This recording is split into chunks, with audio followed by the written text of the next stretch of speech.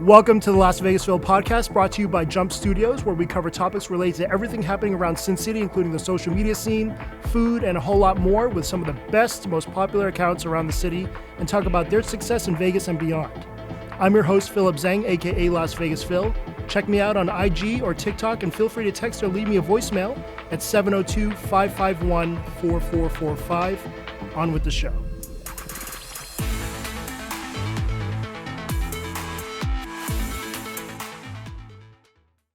Welcome to this week's show. We've got a three-time return guest back on the show, with the last two being more of a group setting, but both of us have wanted to do a solo show to really get more in-depth on a bunch of different topics.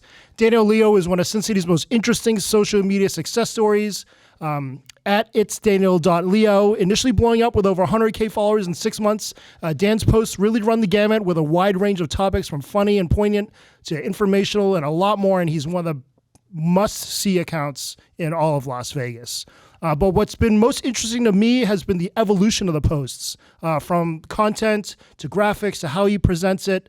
For me, watching this from afar, it seems like he's in a total transformative stage, and I feel like I kind of see where it's heading, and it's super cool to watch. We're going to dig into all that too.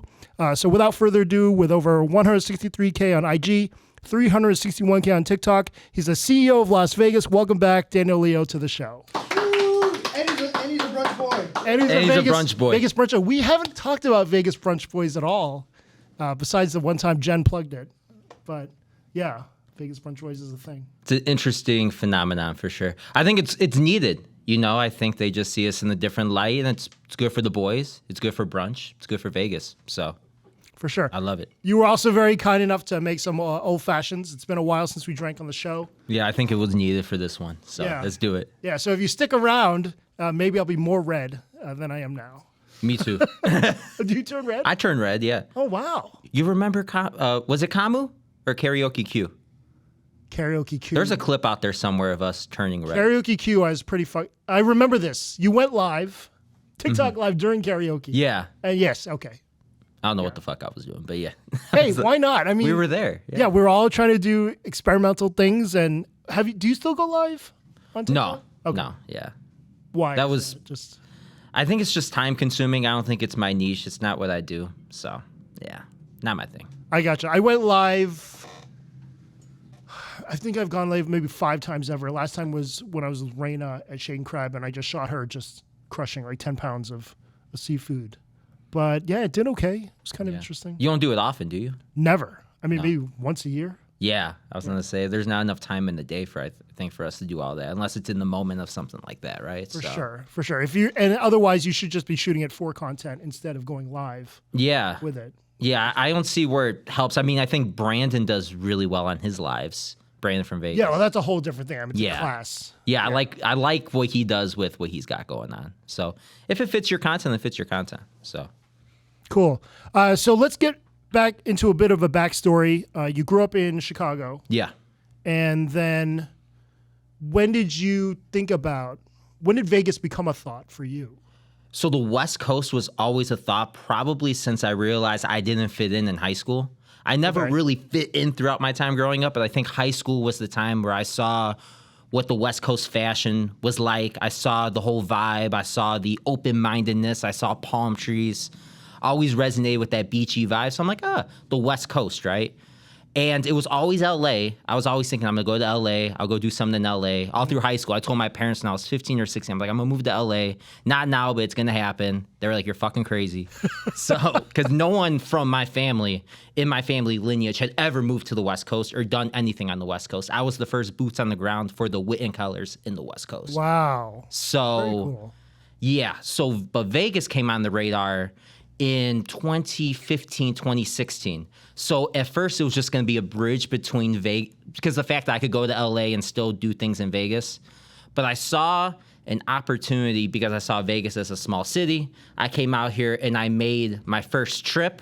And I was like, I want to go see what the local scene is like. What's going on in Summerlin? What's going on in Henderson? And this is like 2015, 2016. And I stayed at the Strat, paid like $20 for my room, had like $300 in my bank account, and I'm like, I'm renting the car. I'm like, I'm just gonna go drive to fucking Henderson and see what's going on. And wow. I went to a Walgreens, and that's when I fell in love with the city. I just felt the energy. It was in a Walgreens. God forbid, of Walgreens. And I was like, I feel the vibe. I love how the strip has the high energy. I love how it's calmer 10 minutes away. I'm like, I'm sold. And that's when I started just diving in. So.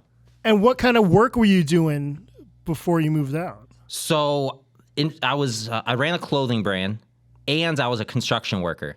So I was working, like I said, in the asphalt crew doing road construction.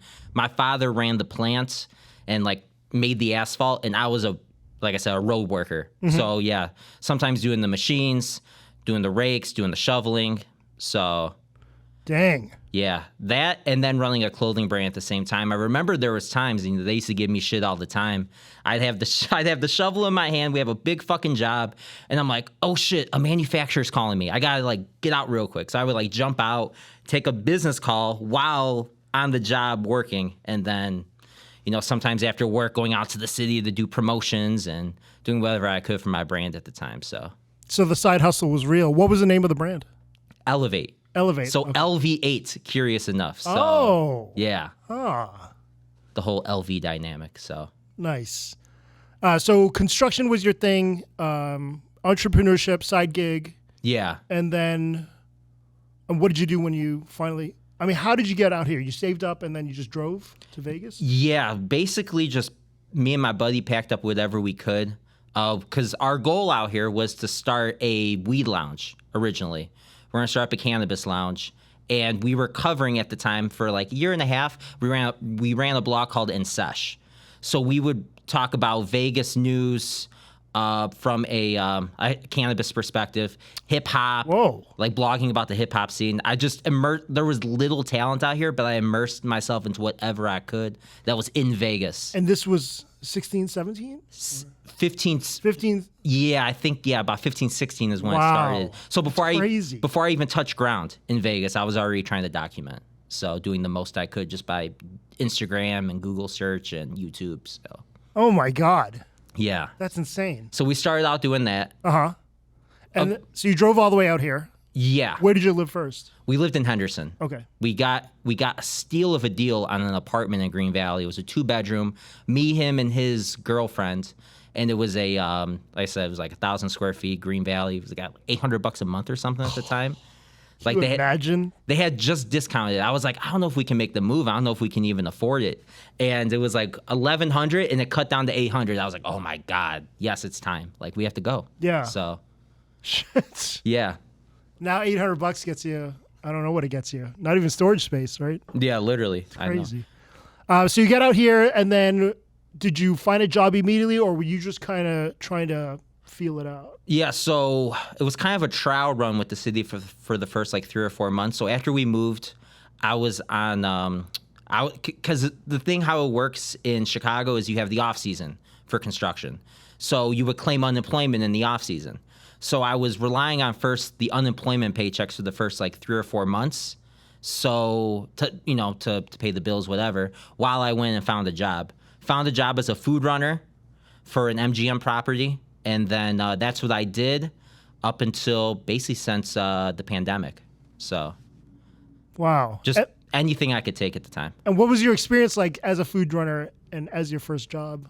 I mean, I was happy at first just to have a job in Vegas, but then it like sold really quick. I was like, I already knew like this isn't what I'm going to do the rest of my life. But the more I was there, the more I was dreading. I'm like, oh man, like I would just have conversations with people, and I'm just like, I know what I'm gonna do. I know it's gonna be big, and I'm just gonna do something bigger. And people would listen to it, probably think, okay, this guy's fucking nuts. He's anyone of the dream has appeared nuts. Yeah, someone else at some point. And then that's what happened essentially, and then just fell into it. And so the pandemic happened, and then TikTok happened to become the medium. Exactly. But who knew that was ever going to be? Yeah. Right? Yeah. I mean, I was just like, I remember one of Velia's friends had a viral video that got like 10 million views. And I was looking at the time, I spent a good, I think a year. I remember even it was with an ex at the time too, and I was living with her. And same thing, she thought I was nuts. I was just trying to do anything I could to try to get some type of self-employment going so I could do whatever I want. And just like, I just want to do big things in the city. Whatever I got to do, this is what I'm going to do, and I'm going to make it. So I tried every scheme you could possibly imagine.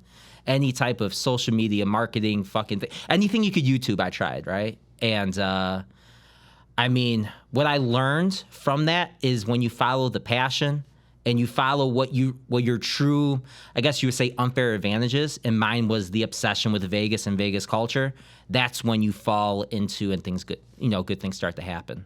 So but yeah, I mean, and it's been quite a journey for you in the last 3+ years. By the way, it's a totally random question because we're talking about this on YouTube on the last podcast. Do you know anyone from Herrin, Illinois?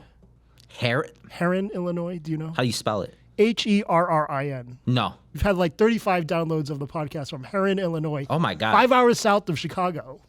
I was thinking maybe it was someone that you knew. Shit, no. That's not where I'm from. All right. 5 hours south of Chicago will put you in like Champaign, I think. That's yeah. Okay. It's like middle of the state somewhere. Okay. So, maybe St. Louis. So just wanted to know. Yeah. So can you say that if COVID didn't happen, this may not have all this may not have happened? Yeah. When it did. I believe it. Okay. I knew it the moment I got laid off. I just had this feeling. I was like, I knew when I got laid off, I was like, I remember I was praying. I told God, I'm like, God, give me an opportunity to do something I would really love to do, and I just need the hours in the day, and I just need some income while I'm off of work. And that's what it was. You got the unemployment came through again, and it was enough to pay the bills at the time. And I just, like I said, chased the passion and just, yeah. So yeah, if COVID never happened, then this would have never happened. So. And it's so amazing because there's so many amazing talent in the social media Vegas scene that are products of the lockdown and COVID. And it's crazy to think what social media would even be like now had the world still kept running. Yeah. I've never really thought about it, but it's something to think about. You get so caught up in the tunnel vision, I think. And it's just, when you look back at it, if COVID never happened, then this probably would have never happened. But something would have happened for me. Yes. But I agree. This wouldn't have happened. No. So interesting. And because recently you look at maybe the past 1 year, 2 years, there aren't many new accounts blowing up. No. Like they were during that time because they had to go back to a regular job. And it's tough to stay consistent. Mm-hmm. And so it's just super interesting to me, I'm just glad everyone got in when they did. I agree. Yeah. I think, I think the space is better for it. I think people's lives changed because of it. I mean, I don't know who was Vegas Starfish before COVID, right? It didn't exist. It didn't exist. That type of account, what you guys are posting now didn't exist. Yeah, Vegas Starfish, Keith Lee, Brandon from Vegas. Like, there's just so many when you go down the list that have such an impact on the city. And it's so diverse what you guys cover. I mean, Las Vegas Food, no way would have posted flood videos. Yeah. Exactly. Even last year, it would seem unimaginable. But that's a whole interesting thing to me that I want to talk about. The transition from social media niches to more broad topics for everyone. You specifically have really evolved your craft. Can you talk a little bit about the progression? Because this was always the vision though, right? Yeah. Felt like that. Yeah, it was always bigger than just food. And I even told you this. I was like, it's a disrespect to me for someone to call me a foodie when I have true foodies that are in the space that know food inside and out, where I feel like I've become more of a foodie now being around you guys, right? Like But people love your food posts. I mean, right. They do. Yeah. Yeah, I think it just has its own unique tone. Like I said, sometimes it's better not to know what you don't know, I think. So if you know what I mean by that. Totally. So. But if you look at like a year ago. Yeah. To now, I mean, how different your posts are and the way you approach it feels different. Because you're talking about industry, you're talking about things coming up. You made predictions for 2030. That crazy flood video that you got. Yeah. I mean, were you just driving around looking for?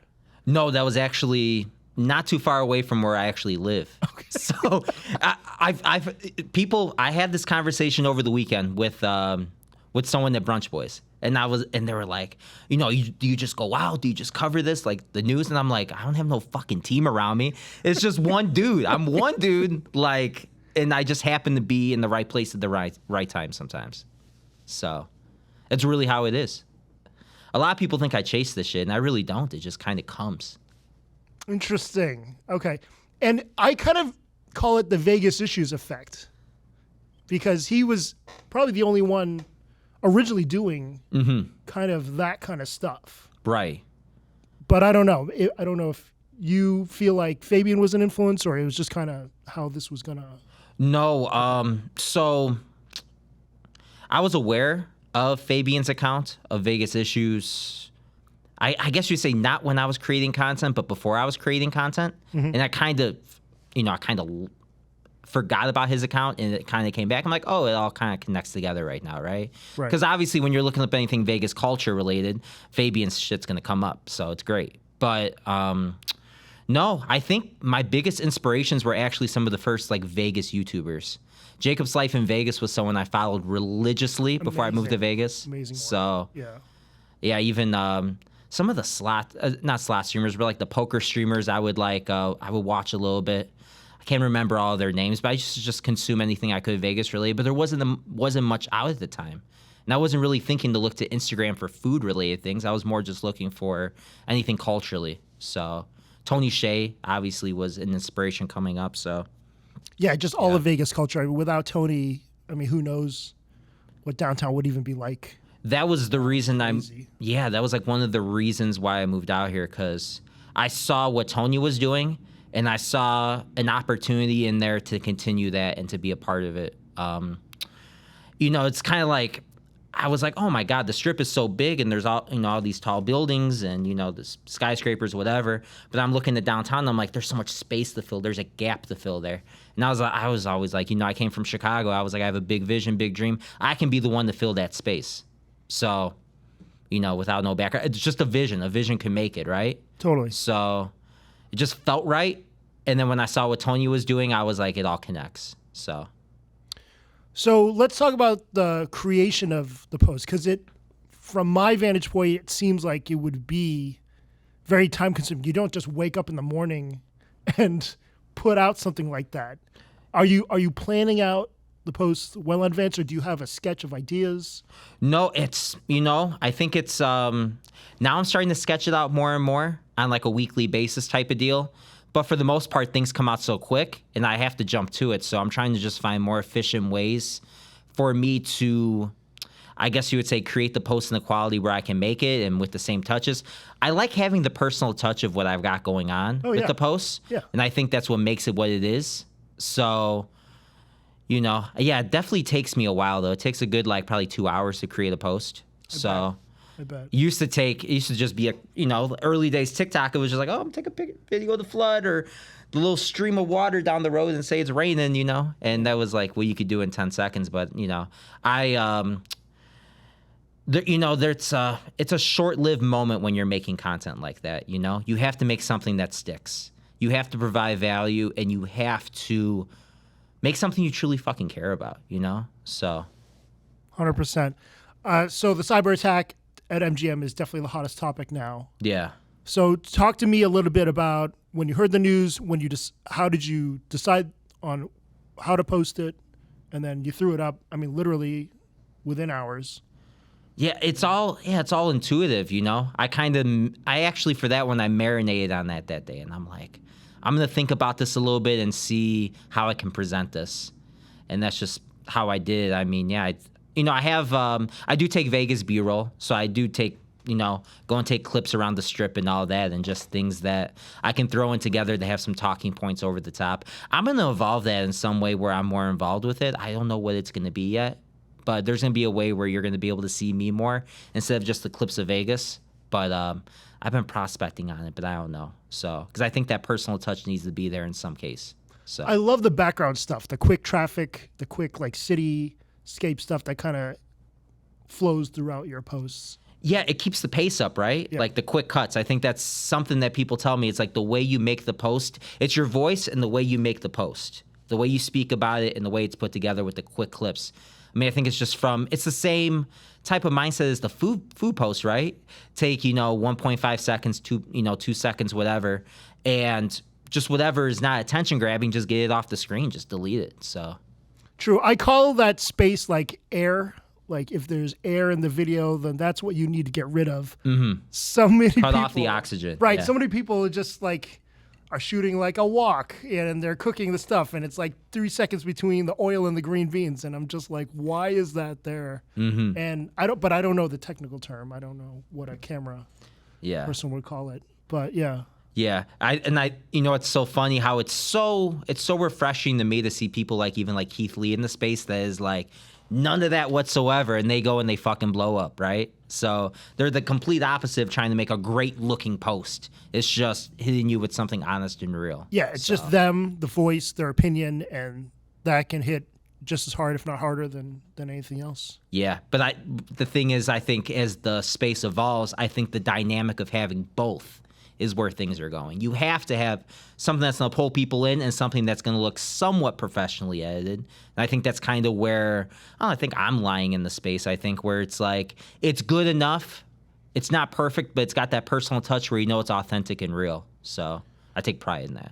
So last time we talked about your process, you were doing mainly the stuff in InShot, then moving over to CapCut for the bells and whistles. Is that kind of the same? I've kind of... Since we talked about that, I was like, I have to really get down to having a good workflow on CapCut. So it's definitely helped out a little bit, but I still think it's so much quicker for me at least, to chop the clips in InShot.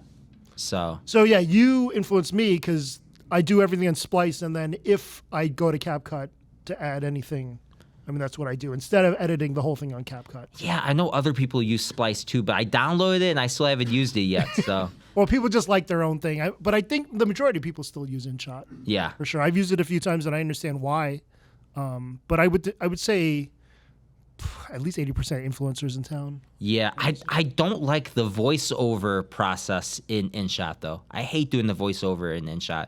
Voiceover to me is always the best in CapCut. Just I don't know. Oh, yes. okay. Yeah, something about that. I don't know if it's just how they. I don't know what it is. It's just something I like about it. Okay, I've never tried to do the voiceover in CapCut, but maybe I'll try. And then you do the captions after. I use the captions in CapCut. Yeah, for sure. So, are you speaking directly in the phone? Do you have a mic? Oh, right in the phone. Right. I have a mic. I tried to use it, and it just still wasn't as good. I think it's just something about the iPhone mic. It just picks up fine for the video. Yeah, I kind of float between the plug-in headphones and then speaking directly in, but I don't know. Yeah. But my P's, are always so fucking annoying, and that's the thing I have to redo every time. Is all that. Yeah. I get the tongue twisters. I think I still do. A lot of people don't know this, and Velia knows this. Luna knows this. A lot of people don't know this. I have a lot of times when I do a voiceover, it still takes me maybe about 90 to 100 takes. Wow. Yeah. Okay. I look at the voiceover thing. It says voiceover 89, voiceover 90, voiceover 91. I'm like, what the fuck? I was like, I didn't realize I was doing that many takes. But I still do, about that same amount. Wait, so you record it, you listen to it, hate it, one more, or you just do 90? Yeah, I'm doing it as I go, yeah. So like so the whole thing feels like one take. Oh no, I don't do one take. Okay. Oh no, I break it down. Okay. Yeah. But yeah, about 90 takes in between all the cuts, yeah. So dang. Yeah. And then people will complain that's too much work, but if you want to go anywhere, you want to do something, and you got to work that hard to do it. Yeah. Right? Oh, and I love the comments too. Fuck his voice. Annoying ass fucking voice. Fuck this guy. Okay. I'm going to say something really quick because this is something that you guys are not like this. So when you're watching my content, you're entering my sauna. Straight up. What happens in a sauna? You get hot, right? You get hot. It gets hot. When you Things change. Yeah, things change, right? You get uncomfortable. My takes, my voice, whatever it is, you're stepping into my sauna. If you're going to leave a negative comment on my post, that's literally you telling everyone else, oh, the sauna's too fucking hot. I don't like the fucking sauna. Get the fuck out of the sauna. Get the fuck out of the sauna. Get out of the sauna. Welcome to the So CEO good. spa. There you So go. good. That's awesome. I lost my train of thought. So, yes. So the content now feels like news is more prevalent on social media channels than ever before. And it seems to be that's just going to be the way it is. It's going to be more and more. I think a lot of people get their news from you, Yeah. from other accounts like Starfish. And what's really interesting is, I don't know, like, I mean, where is this headed? Is Fox 5 going to fucking call you and be like, well, our newscasters can't do all of this, so can you do it for us? So I've had some. You know what I mean? So interesting enough, I've had some proposals. I'm not going to speak on names. Yeah. It's not locally, or local news, but some executive producers, some very acclaimed ones in Hollywood. I've been approached multiple times from people that want to do something that's like the news for Vegas and do a local scene, but have me be the face of it in some way, incorporate with a podcast. The smartest people that I'm noticing in Hollywood right now are not running away from the trend. They're trying to merge the old with the new as much as they can. And I think that's the direction of where things are going. I think it's innovative. And unfortunately, I think a lot of what's going on in the social media space, when it comes to what's going on from traditional media, TV, all that, everyone's got a job. And everyone's got to feed their families. Everyone's got a job. But you're so focused on the metrics of what your viewers are right now instead of what you could obtain. There's no futurism. It's all present, my job, my security, instead of saying, hey, I can make an impact doing this. And I think eventually, yeah. I mean, I don't know. It's sad to say a lot of people are going to lose their jobs, I think, or new jobs will be created to fill that void. But when you're coming to me, for example, to say, hey, I'm going to if Daniel Leo puts out a news story, you've got a creative director, you've got a vision, you basically just need the nuts and bolts filled in and it's good to go, right? So, there's smart people out there that could take it and evolve it to make it bigger. So. And what's really interesting is that traditionally, you had a news broadcaster that would have to depend on the camera person, that would have to depend on the editor, that would maybe depend on someone writing the script. Right. You're the whole channel. Essentially, yeah. Right? Yeah, and then you just fill in the nuts and bolts and make a system and make an empire out of that, or make a channel, right? Maybe you put me on Channel 7. Maybe you put Starfish on Channel 5. Maybe Brandon's Channel 2, whatever, Yeah. Whatever it is. So. Right. Because if a journalist could do all of that, I'm not trying to knock all the journalists or reporters, things like that, but No, they do an amazing job. Some of these people could have had 1 million followers 3 years ago had they been able to put together a video. Yeah. Or know how to shoot something correctly.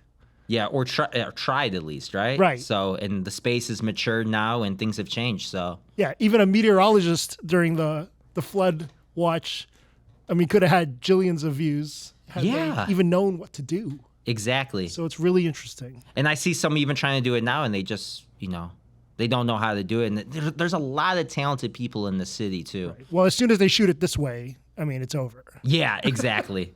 Exactly. It's against everything that social media or videography used to be, right? Yeah. Everyone knows, that used to be criminal to shoot a vertical. Now it's The now way. it's adopted. The way. Yeah. But you think about also reposting content. Food accounts have even borrowed content, reposted content from others. You have occasionally from time to time. But, Twitter did that all the time.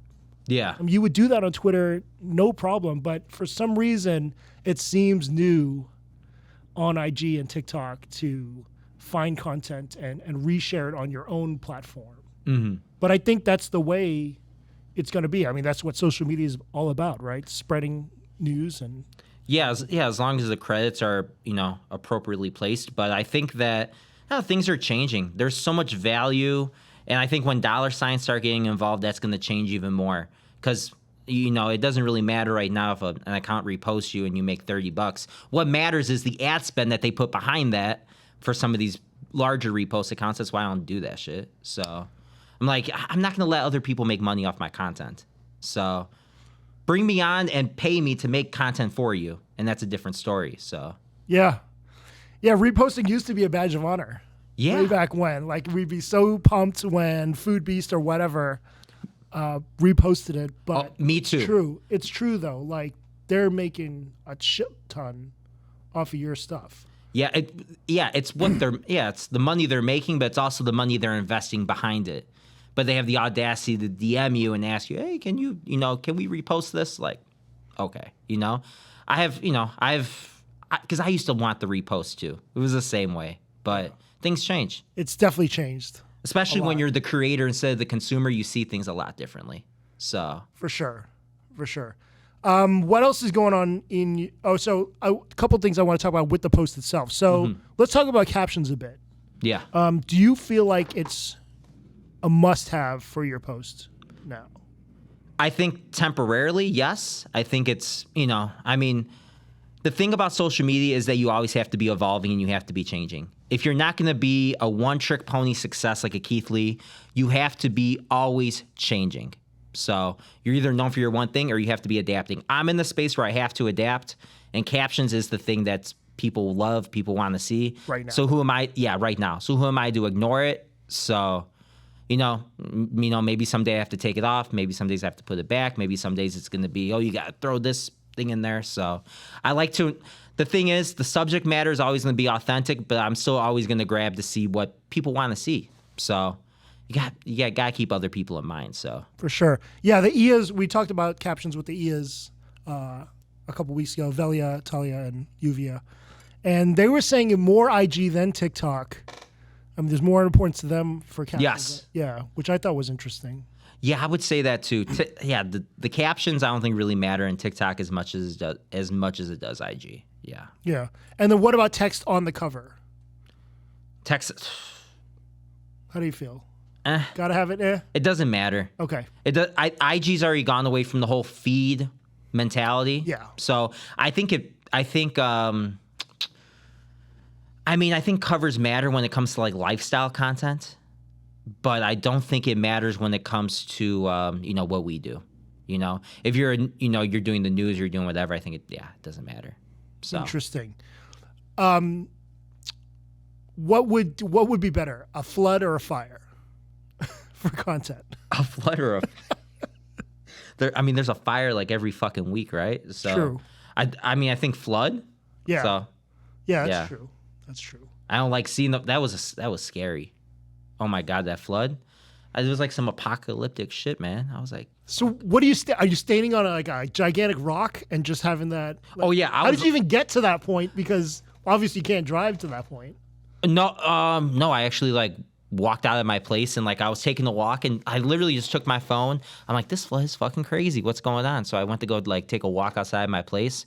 And I just see, I'm like, it was flooding in one area, and then it's flooding in the other area. I'm like, what the fuck? There's like a river. So I'm like, I literally just pulled out my phone over the top. That was it. Yeah. And Velia shared it too. Velia shared it too. And that went fucking crazy. Yeah. Too, when both of you guys did. Oh yeah, the power went out. It was nuts. Yeah, all of our power went out. Velia was at an event, and I'm calling Velia. I'm like, babe, I don't know what the fuck's going on. I was like, there's this flood. The water's coming up. I don't know if this shit's going to go over or not, but, my phone's dying.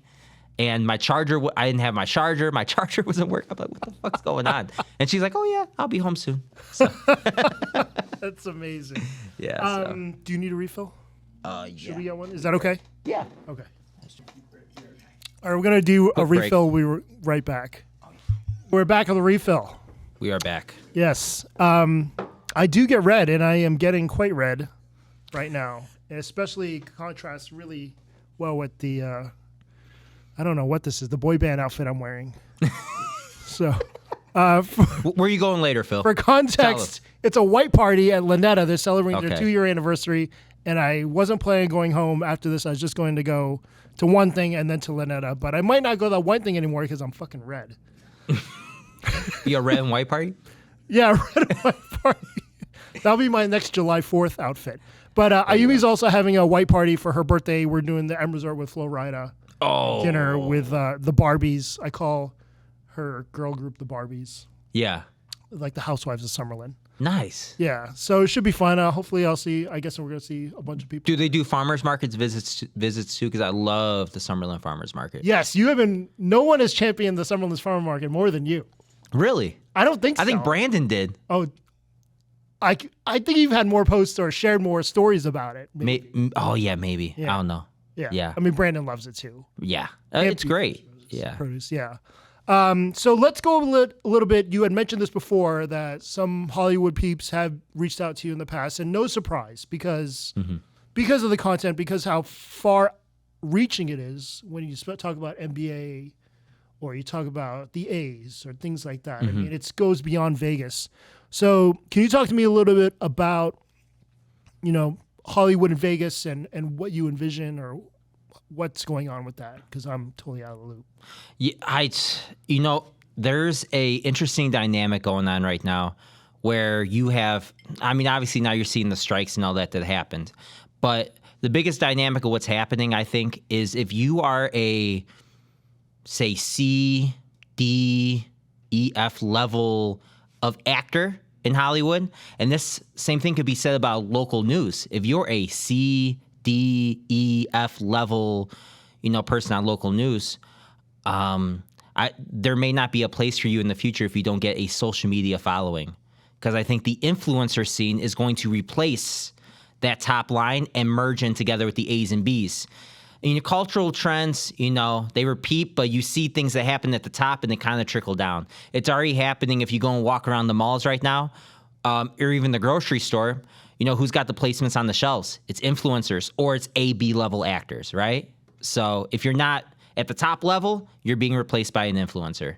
So, and then those worlds are just merging together. That's so true. Mark Wahlberg, such a big example, or the biggest example of Hollywood. I have a theory of that too. Yeah. I think that the whole Mark Wahlberg and Hollywood so I'll mention this. I did a podcast back in 2018, and I said that Vegas could be the next Atlanta because of the cultural melting pot thing. I never thought at that time that it would be, and this was before I became an influencer. This is 2018. This is a long time ago. So is that podcast still around? Can people find I try to find the clip. I don't know if I could find it anymore. That would be amazing. Yeah. It was like about the clothing brand. It was different. So at that time, I was like, oh, Vegas could be the next Atlanta. Culturally, melting pot, people move, things start sprouting up from there. Corporations follow, how the whole thing goes. But I never saw Vegas as the next Hollywood. But then I started thinking about it. I'm like, this could happen. It's an easy transition. Like, it just never dawned on me. Mm-hmm. And then when, I did a post about, hey, could Vegas become the next Hollywood now that Perez is moving here? And I'm like, Perez Hilton, and I said it in the post too, Perez Hilton is not going to move to Vegas unless there's content that follows it, unless there's something Hollywood related. Those things go hand in hand. I don't think it's orchestrated or whatever, but it's an intuitive thing. When it comes to my content, I'm going to get something in Vegas, right? It's just going to innately happen. So for Perez, he innately is going to follow it wherever the scene is going. Vegas. Very true. Very true. And really, the scene has changed quite a bit since he moved here. Yeah, I know. Yeah. Like he, even if he doesn't have a million followers on his Vegas platform, he's still growing substantially, and he's still making an impact in the community from what he's just being here. Totally. So, people that follow him are looking for the buzz and the news, so it spreads quickly. You need that. You need that contrarian perspective to what's going on, and it helps all of us. A lot of people hate to say it. A lot of people hate to see it, but it helps everyone. So. You're right. So let's get into a little bit about the business side of things of how you're primarily making money now. Is it still social media management? Yeah. Okay, same with me. What's it been like? So I had talked to you and Velia. If you haven't seen that episode, it's titled Social Media Power Couple. And it's kind of a really cool snapshot in time of where you guys were then to now. Yeah. I mean, it's so much bigger. There's so much more going on with both of you. Mm-hmm. What has that been like, the evolution of working as a couple? It's beautiful. I mean, we butt heads sometimes, but it's a beautiful process. You know, I love the fact that we're able to work together just in the same space and do things in a different way, and that her success and what she's done is literally, it has little to do with me and more about what she's done for herself. She doesn't, she does her own thing, and I love that. Yeah, it's been incredible to watch. I mean, she recently just hit 100K on IG as well. Yeah. And How phenomenal. many couples have that, Not many. Yeah, in Vegas, I don't think so, but In our world of, I don't know if, is that a thing? There's like a 40-40 club. You got a 100-100 club. yeah. I mean, there's always even at the top levels, you have or the higher levels, you have celebrities, influencers, whatever. They have like 500K, 600K, and then their significant other will have maybe 60 or 70. But they have 2 100 clubs. That's pretty amazing. Yeah. Yeah, and she's really done a great job carving out her own niche, like you said. I mean, you kind of introduced her to the path, and then she just kind of ran with it. Yeah, she's got her own food group. her own group. The IAs. I mean, it's she's got her own podcast now. It's like. Oh yeah, Chica's podcast. Shout out to that. Mm-hmm. When are you going to be a guest? Can you be a guest? I don't think so. Okay, you're not. I was wondering. It's an all women's thing. So, okay. Yeah, it's a women's space. There could be a significant others thing. I've thought about that too, doing like a significant others podcast That or would be plus cool. ones podcast, where it'd be like Ayumi, Mindy, and Charlie or something like that. Mm-hmm. That might be interesting. And that perspective. Like a housewives podcast or something. Charlie's not a housewife. Oh yeah, but okay. Yeah. So we're gonna get into some rapid fire questions. Daniel, you get to name 3 resident performers. Doesn't have to be music for the Sphere for 2024. Who would you choose to perform at the Sphere? Oh, damn. I have anyone that's out right now? Anybody, anyone in the world. You get to curate who comes in and performs or does some sort of residency. So top 3. Okay, I'm doing Drake.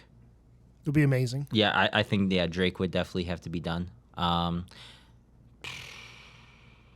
Is Drake your favorite? Not my favorite. Okay, who's No. your favorite?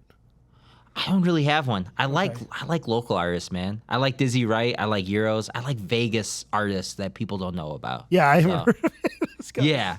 Those are people I've been listening to since 2017, 2018 that I've always reposted their posted their shit I've put seen on for. some of the stuff. Yeah. Yeah, extremely talented. They just need a platform. But back to the Sphere topic. Man, I don't know. I think Drake. Man, that's a tough one. Any act, music, anything? Anything. Anything. Could be a stand-up, could be a magician, could be, I don't know. I mean, you gotta have the best of the best, right, Phil? That's what I was thinking. So you have Drake.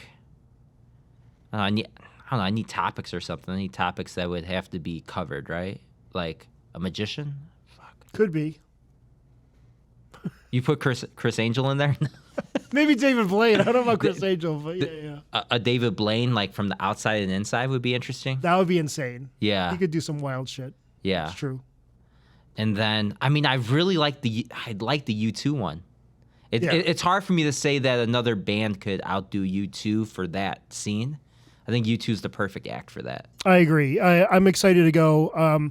Saw tickets for the shows are probably slightly cheaper in November, December. I think that's where I go. Maybe one random Wednesday. Mm-hmm. U2 is one of the best shows I've ever saw. I saw it at Old Giant Stadium in New Jersey. God, Yeah. fucking 99, 98. And maybe it was the weed, but it was amazing. Yeah. I saw that on my post too, that people were saying oh, U2's so old. Why would they have U2? U2's amazing. I mean, for that scene, I don't know if I go to a U2 concert by myself, at least in my generation, but to see U2 at the Sphere, I think that was literally the perfect act you could pick for that. I agree. And I think a lot of younger people will be surprised how many songs they actually know. Yeah. I agree. Give me 3 great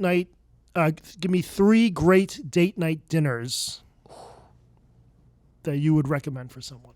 Golden Steer is a number 1. Herbs and Rye or Cleaver is a number 2 because of the whole cocktail and menu dynamic. Number 3, is it Camus? Camus. I say Camus. Nice. Solo dinner, a little karaoke. Yeah. Oh, I'm sorry. No, not Camus. Why did I say Camus? Not Kamu. Keisaki Sanga. Kaiseki Sanga. Okay. Yeah, Kaiseki Sanga is great. Yeah. Dinner and a show, all right there. Yeah. I agree. Venturing into entertainment and shows must have been quite the undertaking and experience. When you put on a show as a promoter. Oh, yeah. You did that last Halloween. Mm-hmm. What are the best things you learned from that experience? That it takes a fucking team. It takes effort. It takes a team. It takes a lot. And, you undermine the fact. I don't know. I think it comes to the point back to where we're talking about like local news, right? Like being a personality can do so much for you in terms of attention and eyeballs, but whatever you do has to be really good. So that's why I think you need a team around you. So, I mean, it was an amazing thing to do and to pull together and have the space to do it. Like, 700 Fremont Zai now, like, let us do that. Like, that's amazing. But I think, yeah, it definitely needs a team. I think the creative aspect is there when it comes to an influencer, but you better have all your other ducks in a row. So because even for such a limited show, you had to wear so many hats, probably. Yeah. Right. Think about so many different things. And you don't realize it until the fucking lights come on, and it's like, oh shit, the lights are fucked up. You gotta go and do this, right? Everything's cool when you're doing the practice rounds, and then when it comes to like the actual show, things have to be on point. So, but I think we had a great concept there. But I think it just needs more. So, all right, good to know. If you could live in any Vegas neighborhood, where would you move? It always changes. I really do like the outskirts of Summerlin. We found a house, one of the newer houses in Summerlin out by Carmel Cliff. We viewed it. It was like a $1.4 million house. We went and did like the tour of the model, and we fell in love with it. Even to this day, when we go and walk through houses, we're like, no. We need that house. We're not buying a house until we get that house. That's the house. I love it. So I love it. Unless it's for an investment or some other purpose, but our dream house is that house. So. Okay. Very cool. You're a big basketball guy. Who was your favorite player growing up? Jordan. Chicago. Yeah. Jordan. Chicago Jordan. Easy. I mean, I had so many players I liked. Kobe was cool during his run, but yeah, it was always Jordan. I've watched The Last Dance probably 4 times. Yeah? Yeah. Yeah. I love it. And so good. I ran through it twice. Yeah. I really, D Rose too. When D Rose was coming up, I used to always emulate D Rose's moves when I was in high school. Every time I would go to the basket, I was like, thinking I was D Rose. Right. But when he scored that 60 piece in Minnesota, 50 or 60 piece, whatever it was in Minnesota, I like cried. Yeah, I literally. Yeah, I don't cry for many sports things, but that was something where I cried, where I was like, damn, like that just hit. I cried at the 2011 Super Bowl for the wrong reasons. Oh. How about if someone lets you name the Las Vegas NBA team? What are some potential names that you like? I like the Jacks. Las Vegas Jacks. I like the Jacks. Okay. I saw this online. I like the Las Vegas Vice. It's got a Thunder-ish, like Oklahoma City Thunder thing to it. I like Las Vegas Vice. That would be interesting. But can you say I'm a Vice? No, you say, I just watched the Vice. Like, that Vice game was crazy, right. You know? Okay. Interesting. Like, who you got in the finals this year? I like the Spurs and I like the Vice. I haven't heard that one. Okay. I like the Jacks. I like the Vice. And... man, I would like if they moved the Aces over to the NBA team and gave the WNBA a different name. Ooh. That'd be interesting. I think the Aces is a great name. It is a great name. It maybe should stay in the WNBA, but it's a great name. And Jacks might appear lower than Aces. Right. So maybe, yeah. Maybe you rename the WNBA team the Jacks? I don't know. Well, there would be protests. Oh, there would be, right? It would be the Queens. It would have to be the Queens. So... or maybe not, right? I don't know. That would be interesting. But Aces is a great name. We'll leave that up to the league. That's true. The league will decide that. Still a long way to go, but this would be a sweet TBD clip if you're right. Name the 2 teams who will play in the Super Bowl at Allegiant and the winner. Oh. How great if we cue this up in February and you're right. That would be amazing. One thing I do think, we can quote this, I think the Tupac hologram will be the halftime performance. Okay. Or an incorporation of it. It will be there. You will see the Tupac hologram. Okay. I don't know how I feel about hologram performers. I know, but I don't know. I think with the, last year's performance and then adding into this year, I think it's possible. Okay. Interesting. Yeah, it's definitely possible. Especially with the whole news around Tupac right now and just everything going on with that, I think that's possible. Yeah. Yeah, no. So for the two teams, I think the Bills. So Bills cover the AFC. Okay. NFC, I'll say, give me the Niners. Bills, Niners. Okay. Bills, Who Niners. wins? I'll say Bills. Wow. I'll say Bills. Okay. All right. Hopefully, that'd be amazing. Okay. Yeah. Best hotel room you've ever seen in Vegas? Best hotel room I've ever seen in Vegas? I mean, you've seen some good ones, I know. Yeah.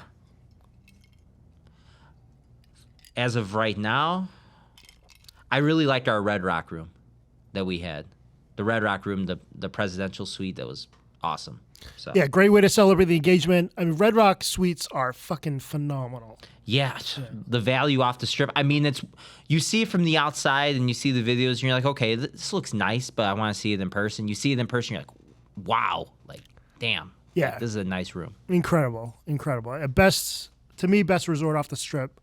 And yeah, we talked about that numerous times over the episodes. What's yours? Best hotel room?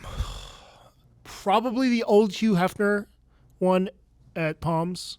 Okay. But man, those Red Rock ones, I mean, I was a casino host for like 10 months in like 2009, 2008. And we did the tour of all the Red Rock suites then. And the pimpest ones are just Yeah. the high ceiling ones and the pool and the patio. I mean, that probably is it. Yeah, I don't know. There's a lot of great ones. Even the M Resort, the suite at M Resort was really nice too. Yeah. Yeah, that was really nice. Virgin's got some good ones. Virgin. When they were the Hard Rock, they barely changed anything in them because they didn't have to. And then I've never seen the Westgate ones because I know they still have a tennis court on the roof. Yeah. Like all the crazy, I don't know what's going on. Plaza does too, right? They have I think so. Plaza has the pickleball, right? Yeah, Jocelyn was a pickleball addict, and Smart I guess guy. he just put that all in there. Jocelyn and Derek Stevens are masterminds. For sure. Imagine if Jocelyn had a resort on the Strip.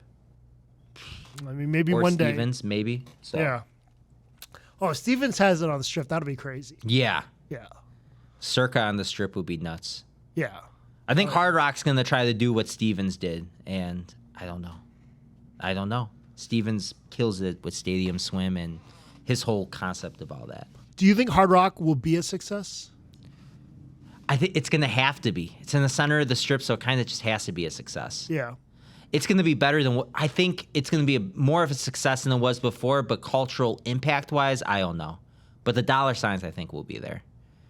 I'm excited for Fountain Blue. I think Fountain Blue is going to be a huge success. Yeah, I know you've been talking it up. You've been bullish on it, and the posts have been amazing, and I'm hyped about it as well. I don't know what's going in. I love the fact that I have no idea what the hell's going to happen. I love that. Las Vegas Drew, the old school Instagrammer, works for Fountain Blue. He has not divulged anything. Nothing, huh? Yeah, no restaurants, we don't know. But yeah, I'm excited too. Yeah. Finally, it's such a crazy story with that building. Yeah. So, yeah. I'm bullish on anything that David Grootman is involved in. So he's a mastermind in Miami. So, I mean, especially the fact that they're bringing Liv over and just, I think the entertainment aspect is going to be crazy. And it's just that, I said in the post, and you know, it's that timeless luxury thing, right? Mm-hmm. It's, Resorts World is going to get a boost because of it. There's great dynamics I love about Resorts World, but it just doesn't all come together for them for whatever reason, even if they're other properties. But Fountain Blue and just Wynn, I think that's just the future right there. So, yeah, I'm excited. There's so much good stuff coming down the pipeline. I agree. What content do you consume, and what's your preferred platform these days? YouTube.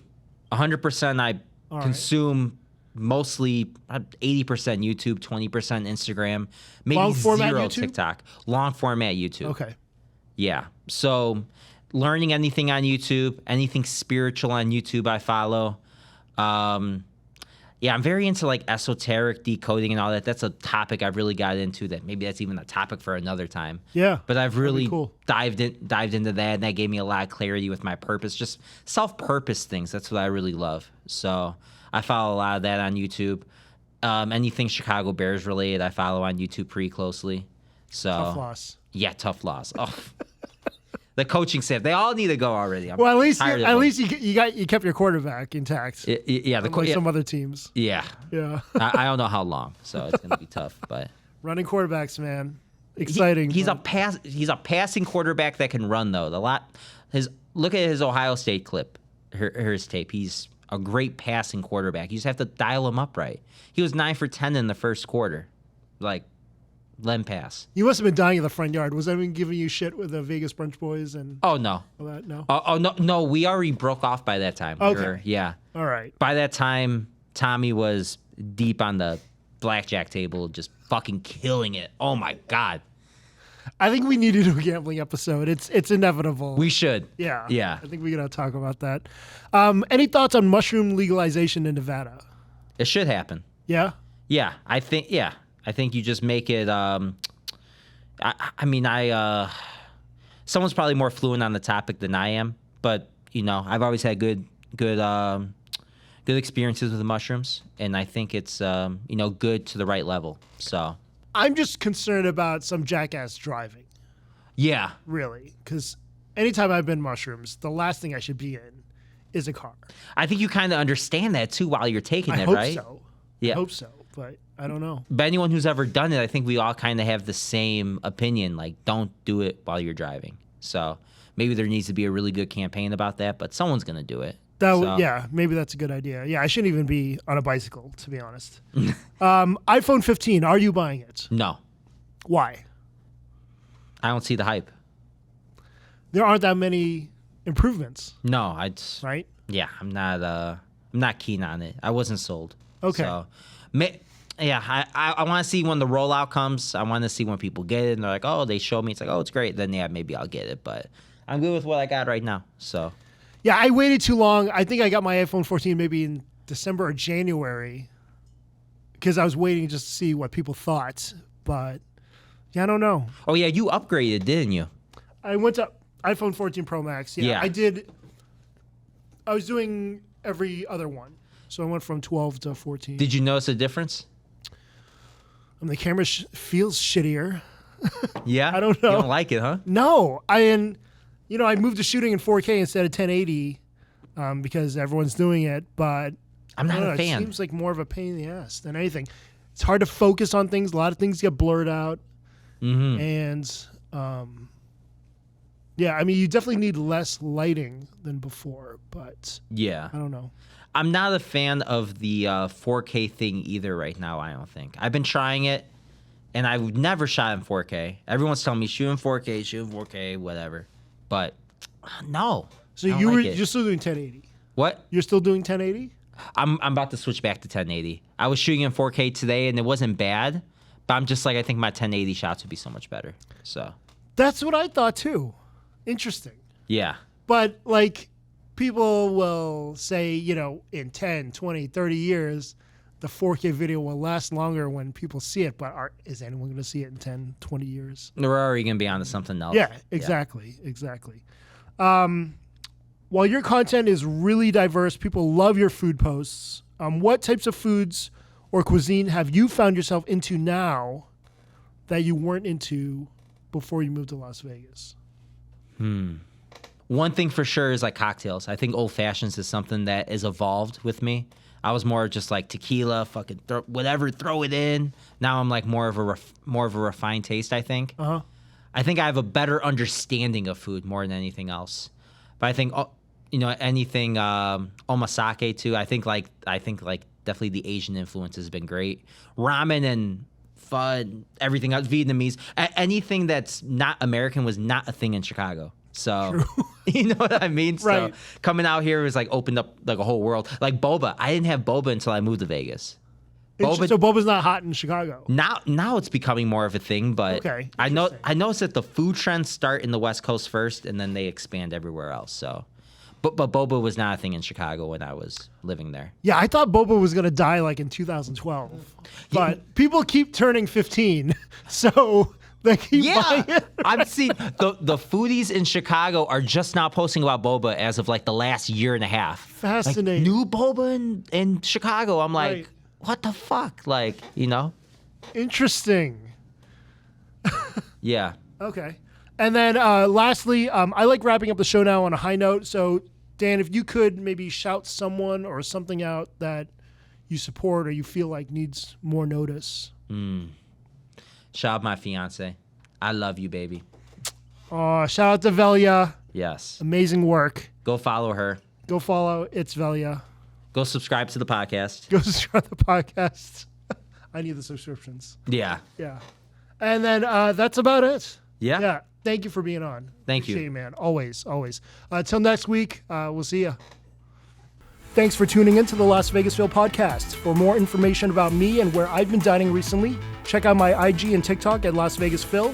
Feel free to text or leave me a voicemail about anything you want, 702-551-4445. Stay tuned as a new episode of the show debuts every Monday morning.